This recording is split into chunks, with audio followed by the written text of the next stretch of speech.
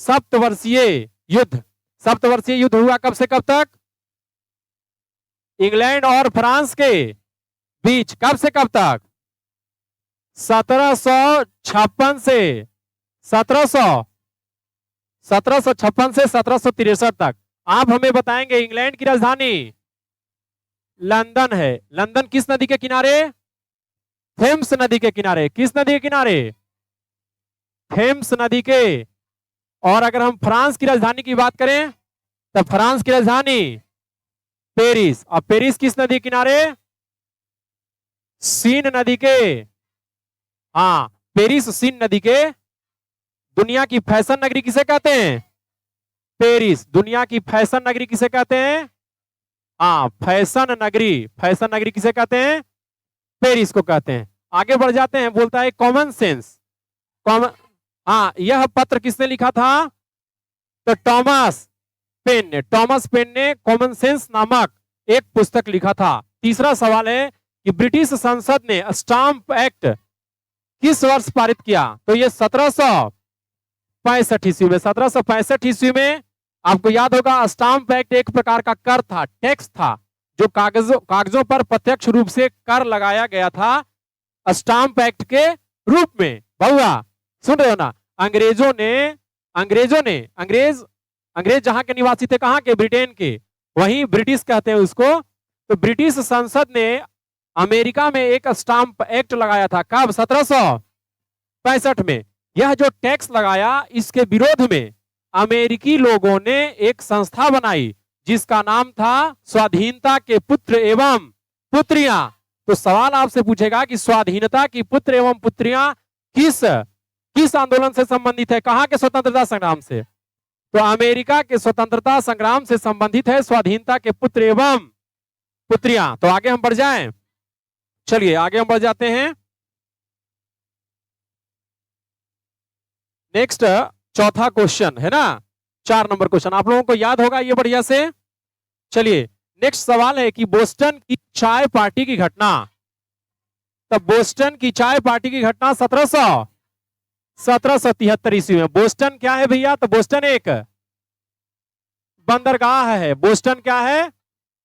अब सवाल आता है कि सर बंदरगाह किसे कहते हैं? तो बंदरगाह कहते हैं कि समुद्री किनारे पर, जैसे आप भारत को देखा, ये भारत देख रहे हैं ना, तो भारत में इधर क्या है? अरब सागर। इधर क्या है? और इधर क्या है? इधर है हिंद महासागर। और इधर क्या है? बंगाल की। तो बंगाल की खाड़ी है। समझ गए? तो समुद्री जहाज जहां पे रुकता है उसे बंदरगाह कहते। यानी कि समुद्री जहाज जहां पे रुकता है उसे क्या कहते हैं? बंदरगाह कहते हैं। आप जानते होंगे कि भारत की जब खोज हुई तो भारत का खोज करने वाला Vasco da gamma Bharat Kerala के कालीकट नामक बंदरगाह पर आया था। कोई दिक्कत? तो वही है कि बोस्टन कहां का बंदरगाह है? अमेरिका का। कहां का? अच्छा, आपसे सवाल पूछेगा कि बोस्टन नामक बंदरगाह किस महासागर के तट पर? Very good, very good. Atlantic महा। आप जानते हैं कि अटलांटिक महासागर को और क्या कहते हैं? अंध महा। अटलांटिक महासागर को अंध महासागर कहते। अटलांटिक महासागर का आकार इस आकार का। एक सवाल और जुड़ा हुआ है कि अटलांटिक महासागर के तट पर कौन कौन से देश हैं? तो पुर्तगाल, और हम लोग पहले पढ़ चुके हैं कि पुर्तगाल और स्पेन। पुर्तगाल और अटलांटिक महासागर के तट पर है। आप बताएंगे जरा कि पुर्तगाल का रहने वाला कौन व्यक्ति था? Very good, Vasco da Gama. कौन? Vasco da Gama. Vasco da Gama ने भारत का खोज कब किया? 1400। वास्को डी गामा भारत में कहां पहुंचा? केरल। और केरल के कहां? कालीकट बंदरगाह पर। कालीकट। जब वास्को डी गामा भारत पहुंचा तो कालीकट का राजा कौन था? जामोरिन था। कौन था? जरा आप हमको बता देंगे। आप हमको बताएंगे कि जब कालीकट बंदरगाह पर पहुंचा था वास्को डी गामा, वहां का राजा था जामोरिन। कौन था? जामोरिन था। कौन था? जामोरिन था। चलिए अगला सवाल बता दीजिए कि ये बताइए आप कि स्पेन का रहने वाला कौन था? Saint Columbus. सेंट कोलंबस ने किसका खोज किया? अमेरिका का खोज किया। किसका खोज किया? कब खोज किया? 1492 में। एक सवाल हम आपसे और पूछते हैं कि वास्को डी गामा जब भारत पहुंचा तो साउथ अफ्रीका के दक्षिणी बिंदु से होते हुए पहुंचा था। अफ्रीका महादेश के दक्षिणी बिंदु, अफ्रीका महादेश का दक्षिणी बिंदु का नाम क्या है? उत्तमासा अंतरिप। उत्तमासा अंतरिप। इसे क्या कहते हैं? Cape of Good Hope. Cape of उत्तमासा अंतरिप का खोज किसने किया? Very good, Bartholomeu. Bartholomeu Dias. Bartholomeu Dias ने उत्तमासा अंतरिप का क्या किया? खोज किया। वेरी गुड, उत्तमासा अंतरिप का खोज बार्थोलोमियस डियाज ने किया। आगे बढ़ जाओ। देखिए ये पीडीएफ और ये हम भेज देंगे आपको। कहां? आपको हम भेज देंगे यूट्यूब चैनल पे, वहां से आप जाकर के देखेंगे। यूट्यूब चैनल का नाम है the Gurukul सिंगठिया 9th and 10th। समझ में आ गई बात? चलिए आगे हम लोग बढ़ते हैं। अगला सवाल आपके सामने ये है बाबू कि जरा बता दीजिए कि अमेरिकी स्वतंत्रता संग्राम का पहला युद्ध कब हुआ? 1775 को। और जरा अगला सवाल बताइए कि अमेरिका स्वतंत्र कब हुआ? 4 जुलाई 1776 को। 4 जुलाई 1776 को। बताइएगा आप जरा सवाल कि अमेरिकी स्वतंत्रता संग्राम में अंग्रेज का सेनापति कौन था? अमेरिकी स्वतंत्रता संग्राम के दौरान अंग्रेजों का सेनापति कौन था? George Washington. George Washington. तथा इंग्लैंड का सेनापति कौन था? कनवा में सोहे वाली, अजूड़ा से लगा के जाली, चाल चलेली मतवाली। तो बताइए कि अमेरिकी स्वतंत्रता संग्राम के दौरान इंग्लैंड का सेनापति कौन था? Lord Cornwallis. Lord Cornwallis. चलिए तो अमेरिका स्वतंत्रता संग्राम का पहला युद्ध 1775 में, बोस्टन टी पार्टी की घटना 1773 में। बोस्टन टी पार्टी की घटना अमेरिकी स्वतंत्रता संग्राम का तत्कालिक कारण बना था। और फिर अगला सवाल है कि अमेरिका स्वतंत्र हुआ 4 जुलाई 1776 को। 4 जुलाई 1700। अमेरिकी स्वतंत्रता संग्राम को घोषणा किसने किया था? तो थॉमस जेफरसन। थॉमस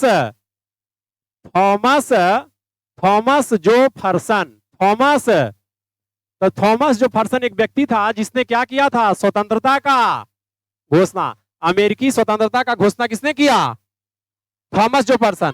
अमेरिकी स्वतंत्रता का घोषणा किसने किया? Thomas Jefferson. अमेरिकी स्वतंत्रता का घोषणा किसने किया? Thomas Jefferson. अमेरिकी स्वतंत्रता का घोषणा किया थॉमस जेफरसन। थॉमस। अगला सवाल है कि प्रतिनिधित्व नहीं तो कर नहीं, यह नारा कहां का था? तो अमेरिकी स्वतंत्रता संग्राम का। अमेरिकी स्वतंत्रता संग्राम का। ठीक है। और समानता, स्वतंत्रता एवं बंधुत्व कहां का नारा था? फ्रांस। कहां के क्रांति? समानता, स्वतंत्रता और बंधुत्व का नारा। समानता, स्वतंत्रता एवं बंधुत्व। बंधुत्व का नारा कहां? तो फ्रांस की क्रांति में समानता, स्वतंत्रता एवं बंधुत्व। जबकि अमेरिकी स्वतंत्रता संग्राम में प्रतिनिधित्व नहीं तो कर नहीं। प्रतिनिधित्व नहीं तो। अगला सवाल है कि स्वाधीनता के पुत्र एवं पुत्रियां नामक संस्था स्थापित कब की गई थी? तो अमेरिकी स्वतंत्रता संग्राम के दौरान। अमेरिकी स्वतंत्रता संग्राम के दौरान। स्टाम्प एक्ट के विरुद्ध। स्टाम्प एक्ट कब पारित किया गया? स्टाम्प एक्ट 1765 में। 1765 में। अब इसी के विरुद्ध स्वाधीनता के पुत्र एवं पुत्रियां नामक संस्था क्या की गई थी?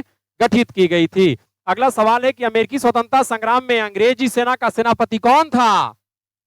Lord Cornwallis. Lord Cornwallis. और लॉर्ड कॉर्नवालिस ने 1793 ईस्वी में भारत में अस्थाई बंदोबस्त बंदोबस्त, अस्थाई बंदोबस्त को ही कहते हैं रैयत बाड़ी बंदोबस्त, रैयत बाड़ी बंदो, या इसी को कहते हैं इस्त मरारी बंदो। इस्त मरारी बंदोबस्त क्या किया था, शुरू किया था लॉर्ड कॉर्नवालिस ने, लॉर्ड कॉर्नवालिस ने। ठीक है, अगला सवाल है कि अमेरिकी उपनिवेश का सेनापति कौन था? George Washington. जब अमेरिकी स्वतंत्रता संग्राम हो रहा था तो अंग्रेजी उपनिवेश का यानी कि अंग्रेजों का सेनापति कौन था? अब यहां से सवाल आता है कि अमेरिका जब आजाद हो गया तो अमेरिका का प्रथम राष्ट्रपति कौन बना? तो अमेरिका का प्रथम राष्ट्रपति कौन? George Washington. अमेरिका का प्रथम राष्ट्रपति कौन? अब देखिए यहां से एक बढ़कर के सवाल है। यहां एक बहुत बड़ा नाम है अब्राहम लिंकन। अब्राहम लिंकन ने नारा दिया था, वेरी गुड, अब्राहम लिंकन ने एक नारा दिया था। क्या नारा दिया था? कि लोकतंत्र जनता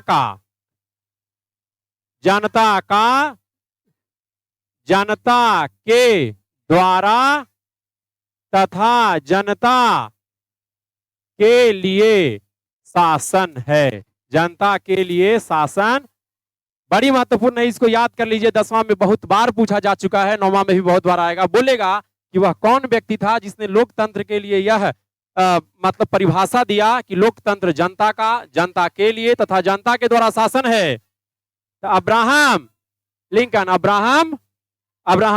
फिर है थॉमस जेफरसन। देखिए यहां सवाल आ गया, थॉमस जेफरसन कौन था? तो अमेरिकी स्वतंत्रता संग्राम का घोषणा करने वाला व्यक्ति थॉमस जेफरसन कौन था? तो अमेरिकी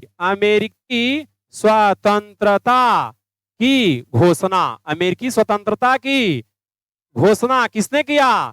थॉमस जेफरसन।